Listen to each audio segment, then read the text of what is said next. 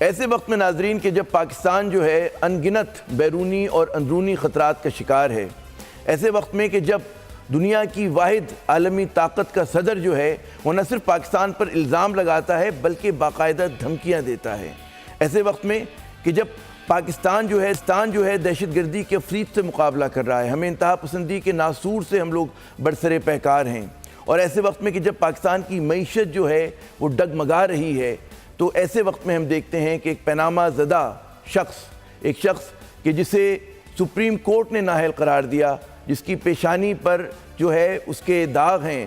خدا آپ کا بھلا کرے، بدعنوانی کے، وہ اٹھ کر عدلیہ کو للکارتا ہے، عدلیہ کے خلاف علم بغاوت بلند کرتا ہے، اور وہ شخص جو ہے بار بار توہین عدالت کا مرتکب ہوتا ہے۔ میرے خیال میں نام لینے کی مجھے ضرورت نہیں، آپ سمجھ گئے ہوں گے، میرا اشارہ نااہل وزیر اعظم جناب نواز شریف صاحب کی طرف ہے، اور ہم دیکھتے ہیں کہ ابھی گزشتہ روز جو ہے لاہور ہائی کورٹ نے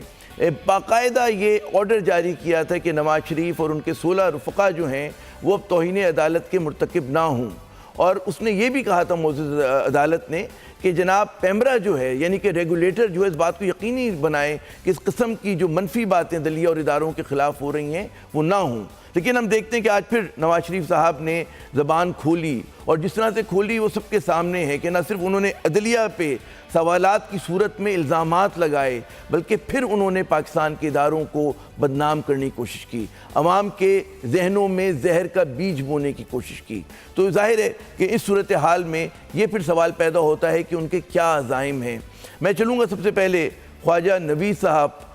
سابق ہائی کورٹ کے جج ہمارے ساتھ لائن پر موجود ہیں، میں ان سے پوچھوں گا کہ انہوں نے خواجہ صاحب باقاعدہ میں دیکھتا ہوں کہ نواز شریف صاحب نے 2 مرتبہ بلکہ 2 عدالتوں کے فیصلوں کی توہین کی، ایک تو وہ کہ جس عدالت نے انہیں نااہل قرار دیا، پھر جو لاہور ہائی کورٹ کا گزشتہ روز کا ان کا جو ایک فرمان تھا اس کی۔ کیا ہونا چاہیے، کیا ہو سکتا ہے، یا اتنا ہی آسان ہے اس ملک میں اداروں کو بدنام کرنا، عدالت کو بدنام کرنا؟ جی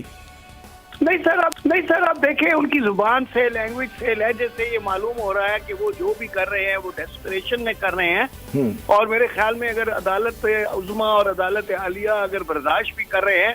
تو وہ شاید یہ سوچ کر برداشت کر رہے ہوں گے کہ بھائی ایک آدمی اس وقت ڈیسپریٹ ہوا ہے تو اس کو کوئی بات نہیں، چیخنے دو۔ لیکن دیکھیں برداشت کی بھی حد ہوتی ہے، اور عدالتوں کی برداشت کی حد بڑی لیمیٹڈ ہوتی ہے، وہ بڑی جلدی ان کا پارا چڑھ جاتا ہے اور فوراً کاگنیزنس لے لیتے ہیں۔ کاگنیزنس لینے کی دیر ہے، ہم نے تو بڑے بڑوں کو وہاں اپالوجی ٹینڈر کرتے ہوئے دیکھا ہے، ایون یوسف رضا گیلانی نے بھی کر دی تھی اپالوجی ٹینڈر، اور اس کے باوجود جو وہ چودھری صاحب نے مانی نہیں تھی۔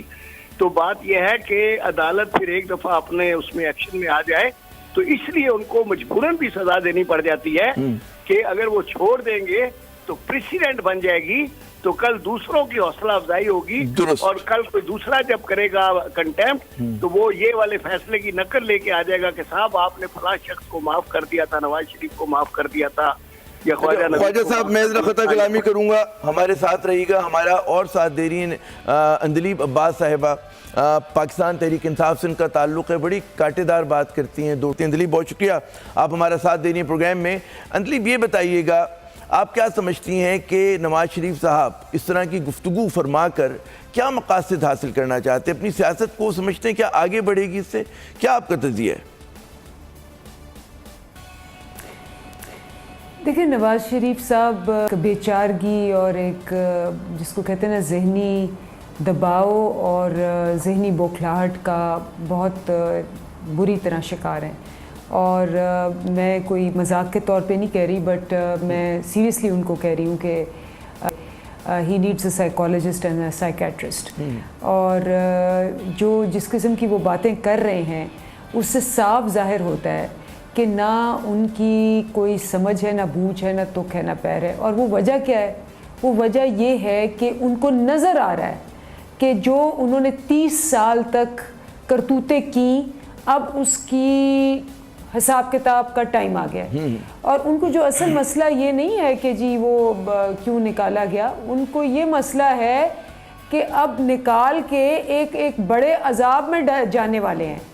تو وہ نکالا گیا، جو وہ بڑی بڑی باتیں کرتے تھے کہ جی مجھ پہ 1 پیسے کی کرپشن بھی پروو ہوئی تو میں گھر چلا جاؤں گا، تو ہم ان کو کہا کرتے تھے کہ آپ گھر نہیں جائیں گے،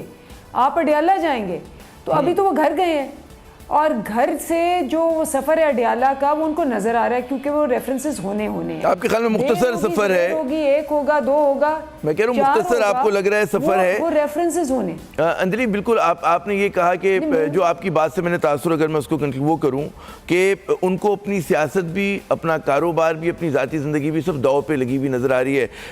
یہ بتائیے گا خواجہ نبی صاحب کہ لاہور ہائی کورٹ نے ایک واضح حکم دیا, ٹھیک ہے نا, اور کہا کہ جی یہ چیز نہیں ہونی چاہیے, لیکن اس کے باوجود جو ہے ان کی زبان بند نہیں ہوئی اور انہوں نے دوبارہ عدالت کے خلاف زہر اگلا اور اداروں کے خلاف زہر اگلا.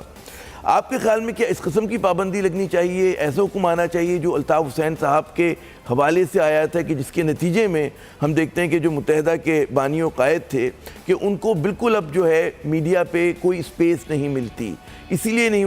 ان کے خلاف یہ شکایت تھی نا کہ انہوں نے اداروں کے اوپر جو ہے ان کو انڈرمائن کرنے کی کوشش کی. نواز شریف صاحب بھی تو اسی قسم کی گفتگو کے مرتکب ہو رہے ہیں, اور زیادہ خطرناک بات یہ ہے کہ وہ باقاعدہ عوام سے رابطے میں ہیں, سابق وزیر اعظم ہیں, وہ ان کا تو مطلب ہے بس نہیں چلتا کہ وہ کیا کروا دیں, حملہ کروا دیں وہ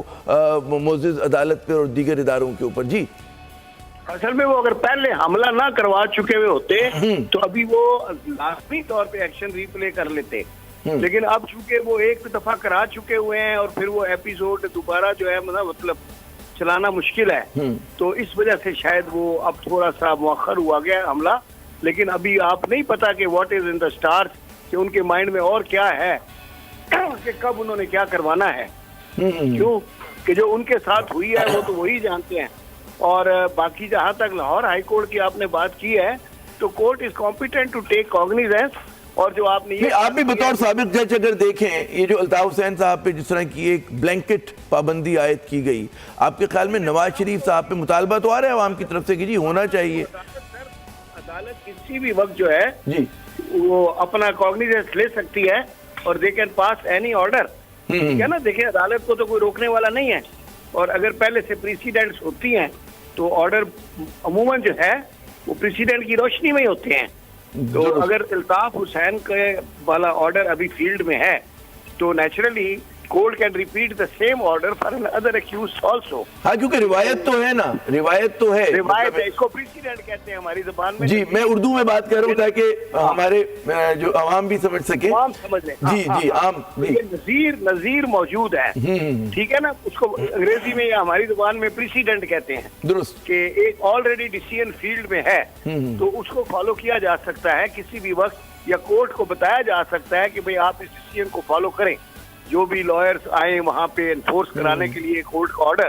سرکاری وکیل ہو, ایڈوکیٹ جنرل ہو یا اٹارنی جنرل ہو, تو he can tell the court کہ the man is violating again and again, تو kindly take the cognizance. بالکل سمجھ میں آ گئی بات, آپ نے بڑا میرے خیال میں عام فہم کر کے ہمیں